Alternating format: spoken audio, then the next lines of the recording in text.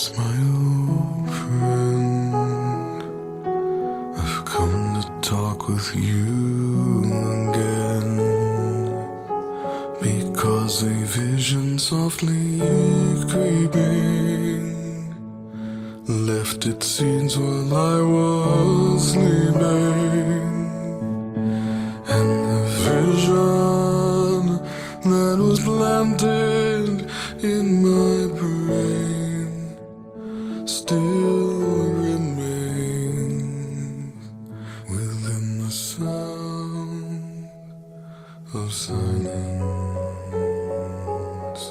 In restless dreams I walked alone,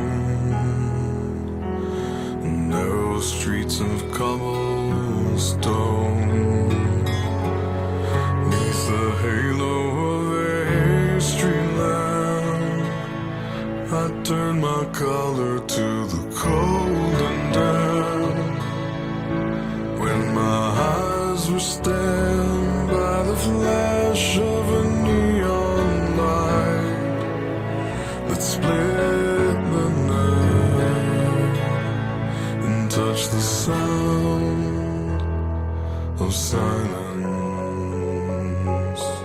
And in the naked light I saw 10,000 people